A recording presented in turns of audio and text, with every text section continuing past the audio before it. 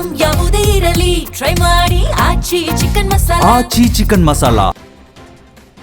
ಧಾರವಾಡದಲ್ಲಿ ಬಿಸಿಲಿನ ತಾಪಮಾನಕ್ಕೆ ಕಂಗಾಲಾಗಿದ್ದ ಜನರಿಗೆ ವರುಣರಾಯ ತಂಪೆರೆದಿದ್ದಾನೆ. ನಗರ ಸೇರಿದಂತೆ ಜಿಲ್ಲೆ ಸೇರಿದಂತೆ ಅರ್ಧ ಗಂಟೆ ಸುರಿದ ಹಲವು ಗ್ರಾಮಗಳಲ್ಲಿ ಸುರಿದ ಧಾರಾಕಾರ ಮಳೆಗೆ ರಸ್ತೆ ಸಂಚಾರ ಅಸ್ತವ್ಯಸ್ತವಾಗಿದೆ. ಕಳೆದ ವಾರದಿಂದ ಬಿಸಿಲಿನ ಬೇಗೆಗೆ ಕಂಗಾಲಾಗಿದ್ದ ಜನರಿಗೆ ವರುಣರಾಯ ತಂಪೆರೆದಿದ್ದಾನೆ. ಹಾವೇರಿಯ ರಾಣಿಬೆನ್ನೂರಿನಲ್ಲಿ ವರುಣಾರ್ಭಟಕ್ಕೆ ಬಿರುಗಾಳಿ ಸಹಿತ ಮಳೆಗೆ ವಿದ್ಯುತ್ ಕಂಬಗಳು ಧರೆಗೆ ಉರುಳಿವೆ. ಮರ ಹಾಗೂ ವಿದ್ಯುತ್ ಕಂಬಗಳು ರಸ್ತೆಗೆ ಬಿದ್ದು ಭಾರೀ ಅನಾಹುತವೇ ತಪ್ಪಿದೆ. ದೋ ಎಂದು ಸುರಿದ ಮಳೆಗೆ ರಾಣಿಬೆನ್ನೂರು ಸ್ತಬ್ಧವಾಗಿದ್ದು ವಿದ್ಯುತ್ ಸಂಪರ್ಕ ಕಡಿತಗೊಂಡು ಜನಜೀವನ ಅಸ್ತವ್ಯಸ್ತವಾಗಿದೆ. ವಾಯುಭಾರ ಕುಸಿತದ ಪರಿಣಾಮ ಮುಂದಿನ 4 ದಿನಗಳವರೆಗೆ ಆಂಧ್ರಪ್ರದೇಶದ ವಿವಿಧೆಡೆ ಗುಡುಗು ಸಹಿತ ಸಾಧಾರಣ ಮಳೆಯಾಗುವ ಸಾಧ್ಯತೆ ಇದೆ ಎಂದು ಮುನ್ಸೂಚನೆ ನೀಡಿದೆ. ಶ್ರೀಕಾಕುಳಂ, ವಿಜಯನಗರ, ಪಾರ್ವತಿಪುರಂ, ಮಾನ್ಯಂ, ಏಲೂರು ಜಿಲ್ಲೆಗಳ ಎನ್ಟಿಆರ್ ಹಾಗೂ ಏಲೂರು ಸುತ್ತಮುತ್ತಲಿನ ಹಲವೆಡೆ ಗುಡುಗು ಸಹಿತ ಸಾಧಾರಣ ಮಳೆಯಾಗುವ ಸಂಭವವಿದೆ ಎಂದು ರಾಜ್ಯ ವಿಪತ್ತು ನಿರ್ವಹಣಾ ಪ್ರಾಧಿಕಾರ ಎಚ್ಚರಿಕೆ ನೀಡಿದೆ. ಪ್ರಧಾನಿ ಮೋದಿ ಅವರು ಭಾರತದಲ್ಲಿ ಸಾಕಷ್ಟು ರಸಗೊಬ್ಬರ ಸಂಗ್ರಹವಿದೆ ಎಂದು ರೈತರಿಗೆ ಭರವಸೆ ನೀಡಿದ್ದಾರೆ. ಮಧ್ಯಪ್ರಾಚ್ಯ ಯುದ್ಧದಿಂದ ಎಲ್ಪಿಜಿ, ಪೆಟ್ರೋಲ್ ಮತ್ತು ರಸಗೊಬ್ಬರಗಳ ಮೇಲೆ ಪರಿಣಾಮ ಬೀರಿದ್ರೂ ರೈತರಿಗೆ ಯಾವುದೇ ತೊಂದರೆಯಾಗಲು ಬಿಡುವುದಿಲ್ಲ ಎಂದಿದ್ದಾರೆ. ಜಾಗತಿಕ ಆರ್ಥಿಕತೆಯ ಮೇಲಿನ ಯುದ್ಧದ ದುಷ್ಪರಿಣಾಮಗಳ ಬಗ್ಗೆ ಕಳವಳ ವ್ಯಕ್ತಪಡಿಸಿದ ಅವರು ಪೂರೈಕೆ ಸರಪಳಿಯನ್ನು ಸುಸ್ಥಿತಿಯಲ್ಲಿ ಇಡಲು ಸರ್ಕಾರ ಬದ್ಧವಾಗಿದೆ ಎಂದು ತಿಳಿಸಿದ್ದಾರೆ. ಮಧ್ಯಪ್ರಾಚ್ಯದಲ್ಲಿ ನಡೆಯುತ್ತಿರೋ ಯುದ್ಧದ ಪರಿಣಾಮವನ್ನು ದೀರ್ಘಕಾಲದ ಪರಿಣಾಮ ಎದುರಿಸಬೇಕಾಗುತ್ತದೆ ಎಂದು ಪ್ರಧಾನಿ ನರೇಂದ್ರ ಮೋದಿ ಎಚ್ಚರಿಸಿದ್ದಾರೆ. ಈ ಯುದ್ಧದಿಂದ ಜಗತ್ತಿನಲ್ಲಿ ಸೃಷ್ಟಿಯಾದ ಕಠಿಣ ಪರಿಸ್ಥಿತಿಗಳು ದೀರ್ಘಕಾಲದವರೆಗೆ ಶಾಶ್ವತ ಪರಿಣಾಮಗಳನ್ನು ಬೀರುವ ಸಾಧ್ಯತೆ ಇದೆ. ಆದ್ದರಿಂದ ನಾವು ಸಿದ್ಧರಾಗಿರಬೇಕು. ಕೋವಿಡ್ ವೇಳೆ ನಾವು ಒಗ್ಗಟ್ಟಿನಿಂದ ಅಂತಹ ಸವಾಲುಗಳನ್ನು ಎದುರಿಸಿದ್ದೇವೆ. ಈಗ ಮತ್ತೆ ಸಿದ್ಧರಾಗಿರಬೇಕು ಎಂದು ಹೇಳಿದ್ದಾರೆ. 41 ದೇಶಗಳಿಂದ ಇಂಧನವನ್ನು ಆಮದು ಮಾಡಿಕೊಳ್ತಿದ್ದೇವೆ ಎಂದು ಪ್ರಧಾನಿ ನರೇಂದ್ರ ಮೋದಿ ಹೇಳಿದ್ದಾರೆ. ಲೋಕಸಭೆಯಲ್ಲಿ ಮಾತನಾಡಿದ ಅವರು, ಮೊದಲು ನಾವು 27 ರಾಷ್ಟ್ರಗಳಿಂದ ಆಮದು ಮಾಡಿಕೊಳ್ತಿದ್ದೆವು. ಈಗ ನಾವು 41 ದೇಶಗಳಿಂದ ಇಂಧನವನ್ನು ಆಮದು ಮಾಡಿಕೊಳ್ಳುತ್ತೇವೆ. ತೈಲ, ಅನಿಲ ಮತ್ತು ರಸಗೊಬ್ಬರಗಳನ್ನು ಸಾಗಿಸುವ ಟ್ಯಾಂಕರ್ಗಳು ಭಾರತಕ್ಕೆ ಸುರಕ್ಷಿತವಾಗಿ ತಲುಪುವುದನ್ನು ಖಚಿತಪಡಿಸಿಕೊಳ್ಳಲು ಪ್ರಯತ್ನಗಳು ನಡೆಯುತ್ತಿವೆ ಎಂದು ತಿಳಿಸಿದರು. ಪ್ರಧಾನಿ ನರೇಂದ್ರ ಮೋದಿ ಇಂದು ಲೋಕಸಭಾ ಅಧಿವೇಶನದಲ್ಲಿ ಮಾತನಾಡಿದ್ದು, ವಾಣಿಜ್ಯ ಹಡಗುಗಳ ಮೇಲಿನ ದಾಳಿಗಳು ಮತ್ತು ಹಾರ್ಮೋನ್ ಜಲಸಂಧಿಯಂತಹ ಪ್ರಮುಖ ಜಾಗತಿಕ ಹಡಗು ಮಾರ್ಗಗಳಲ್ಲಿನ ಅಡಚಣೆಗಳು ಸ್ವೀಕಾರಾರ್ಹವಲ್ಲ ಎಂದು ಹೇಳಿದ್ದಾರೆ. ಇದೇ ವೇಳೆ ಭಾರತದ ಇಂಧನ ಮತ್ತು ವ್ಯಾಪಾರ ಭದ್ರತೆಗಾಗಿ ಸಮುದ್ರ ಕಾರಿಡಾರ್ನ ಕಾರ್ಯತಂತ್ರದ ಮಹತ್ವವನ್ನು ಅವರು ಒತ್ತಿ ಹೇಳಿದ್ದಾರೆ. ಪಶ್ಚಿಮ ಏಷ್ಯಾ ಸಂಘರ್ಷದ ವೇಳೆ ದೇಶದ ಮೇಲಾಗುವ ಪ್ರತಿಕೂಲ ಪರಿಣಾಮಗಳ ಬಗ್ಗೆ ಕೇಂದ್ರ ಸರ್ಕಾರ ಸತತ ನಿಗಾ ವಹಿಸುತ್ತಿದ್ದು, ಪ್ರಧಾನಿ ನರೇಂದ್ರ ಮೋದಿ ಅವರು ಹಿರಿಯ ಸಚಿವರು ಮತ್ತು ಅಧಿಕಾರಿಗಳೊಂದಿಗೆ ತುರ್ತು ಸಭೆ ನಡೆಸಿ ಮಹತ್ವದ ಚರ್ಚೆ ನಡೆಸಿದ್ದಾರೆ.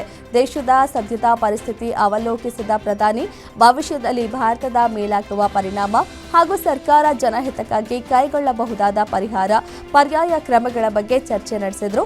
ಅಲ್ಲದೆ ಕೇಂದ್ರ ಹಿರಿಯರ ಸಚಿವರುಗಳ ತಂಡ ಸಹ ರಚಿಸಿದ್ದಾರೆ. ಪಶ್ಚಿಮ ಏಷ್ಯಾದಲ್ಲಿ ಇರುವ ಪರಿಸ್ಥಿತಿ ಆತಂಕ ಮೂಡಿಸುವಂತಿದೆ. ಜಾಗತಿಕವಾಗಿ ಇದರ ಪರಿಣಾಮ ಆಗ್ತಿದೆ ಎಂದು ಪ್ರಧಾನಿ ನರೇಂದ್ರ ಮೋದಿ ಹೇಳಿದ್ದಾರೆ. ಲೋಕಸಭೆಯಲ್ಲಿ ಈ ಪರಿಸ್ಥಿತಿ ಬಗ್ಗೆ ಮಾತನಾಡಿದ ನರೇಂದ್ರ ಮೋದಿ, ಜನರಿಗೆ ತೊಂದರೆ ಆಗದೇ ಇರುವಂತೆ ನೋಡಿಕೊಳ್ಳುವುದು ಸರ್ಕಾರಕ್ಕೆ ಆದ್ಯತೆ ಆಗಿದೆ ಎಂದು ಅವರು ಹೇಳಿದ್ದಾರೆ. ಮಧ್ಯಪ್ರಾಚ್ಯ ಸಂಘರ್ಷ ವಿಚಾರದಲ್ಲಿ ಕಾಂಗ್ರೆಸ್ ಮತ್ತೊಮ್ಮೆ ಪ್ರಧಾನಿ ನರೇಂದ್ರ ಮೋದಿ ಅವರನ್ನ ಟೀಕಿಸಿದೆ. ಸ್ವಯಂ ಘೋಷಿತ ವಿಶ್ವಗುರು ಪಶ್ಚಿಮ ಏಷ್ಯಾದಲ್ಲಿನ ಬಿಕ್ಕಟ್ಟನ್ನು ನಿಭಾಯಿಸಲು ಭಾರತ ಈ ವರ್ಷ ಆಯೋಜಿಸಿರುವ ಬ್ರಿಕ್ಸ್ ಪ್ಲಸ್ ಶೃಂಗಸಭೆಯನ್ನ ಏಕೆ ಮುನ್ನಡೆಸುತ್ತಿಲ್ಲ ಎಂದು ಪ್ರಶ್ನಿಸಿದೆ. ಇರಾನ್ ಸಂಘರ್ಷದ ವಿರುದ್ಧ ಮಾತನಾಡಲು ಪ್ರಧಾನಿ ನರೇಂದ್ರ ಮೋದಿ ಅವರು ಹಿಂದೇಟು ಹಾಕಿದ್ದಾರೆ. ಇದಕ್ಕೆ ಕಾರಣ ಡೊನಾಲ್ಡ್ ಟ್ರಂಪ್ ಮತ್ತು ಬೆಂಜಮಿನ್ ನೆತನ್ಯಾಹು ಅವರನ್ನ ವಿರೋಧಿಸಲು ಮೋದಿ ಅವರು ಬಯಸುವುದಿಲ್ಲ ಎಂದು ಕಿಡಿಕಾರಿದ್ದಾರೆ.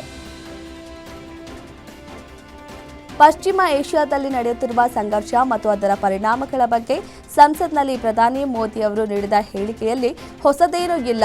ಈ ಕುರಿತು ಎಲ್ಲ ಕಡೆಯವರು ತಮ್ಮ ಅಭಿಪ್ರಾಯಗಳನ್ನು ಹಂಚಿಕೊಳ್ಳಲು ಸಂಸತ್ನಲ್ಲಿ ಸುದೀರ್ಘವಾಗಿ ಚರ್ಚೆ ನಡೆಯಲಿ ಎಂದು ಕಾಂಗ್ರೆಸ್ ಸಂಸದೆ ಪ್ರಿಯಾಂಕಾ ಗಾಂಧಿ ಒತ್ತಾಯಿಸಿದ್ದಾರೆ.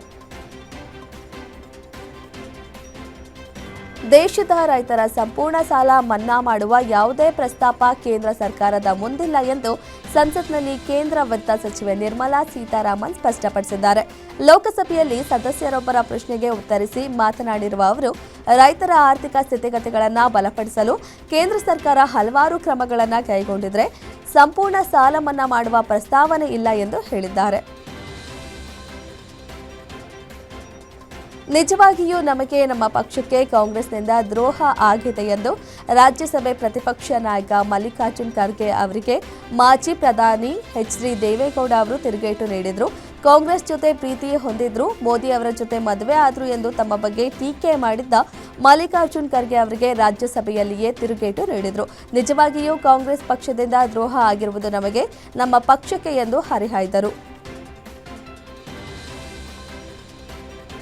ದೇಶದ ರಾಜಕೀಯದಲ್ಲಿ ಮಹಿಳಾ ಮೀಸಲಾತಿ ಪ್ರಮಾಣ ಹೆಚ್ಚುಗೊಳಿಸುವ ಪ್ರಕ್ರಿಯೆಗೆ ವೇಗ ಸಿಕ್ಕಿದೆ. 2011ರ ಜನಗಣತಿ ಪ್ರಕಾರವೇ ಮಹಿಳಾ ಮೀಸಲಾತಿ ನಿಗದಿಯಾಗಲಿದೆ. ಆಗ ಮಹಿಳಾ ಮೀಸಲಾತಿಯ ಪ್ರಕಾರ 273 ಸ್ಥಾನಗಳು ನಿಗದಿಯಾಗುವ ಸಾಧ್ಯತೆ ಇದೆ ಎನ್ನಲಾಗುತ್ತಿದೆ. 2029ರ ಚುನಾವಣೆಗೆ ದೇಶದ ಲೋಕಸಭಾ ಕ್ಷೇತ್ರಗಳ ಸಂಖ್ಯೆಯು 816ಕ್ಕೆ ಹೆಚ್ಚಾಗಲಿದ್ದು, ಪ್ರತಿ ಲೋಕಸಭೆ ಹಾಗೂ ವಿಧಾನಸಭೆಗಳಲ್ಲಿ ಸೀಟ್ ಸಂಖ್ಯೆ ಶೇಕಡಾ 50ರಷ್ಟು ಹೆಚ್ಚಾಗಲಿದೆ. ಅಸ್ಸಾಂ ವಿಧಾನಸಭಾ ಚುನಾವಣೆಗೂ ಮುನ್ನ ಬಿಜೆಪಿಗೆ ಬಿಗ್ ಶಾಕ್ ಎದುರಾಗಿದೆ. ಟಿಕೆಟ್ ನಿರಾಕರಿಸಿದ್ದರಿಂದ ಸಚಿವೆ ನಂದಿತಾ ಗೋರ್ಲೋಸಾ ಕಾಂಗ್ರೆಸ್ ಪಕ್ಷಕ್ಕೆ ಸೇರ್ಪಡೆಯಾಗಿದ್ದಾರೆ. ನಂದಿತಾ ಗೋರ್ಲೋಸಾ ಈಗ ದಿಮಾ ಹಸಾವೋ ಜಿಲ್ಲೆಯ ಹಾಂಫ್ಲಾಂಗ್ ಸ್ಥಾನದಿಂದ ಚುನಾವಣೆಯಲ್ಲಿ ಸ್ಪರ್ಧಿಸಲಿದ್ದಾರೆ ಎಂದು ಕಾಂಗ್ರೆಸ್ ಘೋಷಿಸಿದೆ. ನಂದಿತಾ ಗೋರ್ಲೋಸಾ ಅವರು 2022ರಿಂದ ಮುಖ್ಯಮಂತ್ರಿ ಹಿಮಂತ ಬಿಸ್ವಾ ಶರ್ಮಾ ನೇತೃತ್ವದ ಸರ್ಕಾರದಲ್ಲಿ ಸಂಸ್ಕೃತಿ ಇಲಾಖೆಯ ಸಚಿವೆಯಾಗಿ ಸೇವೆ ಸಲ್ಲಿಸಿದ್ದಾರೆ.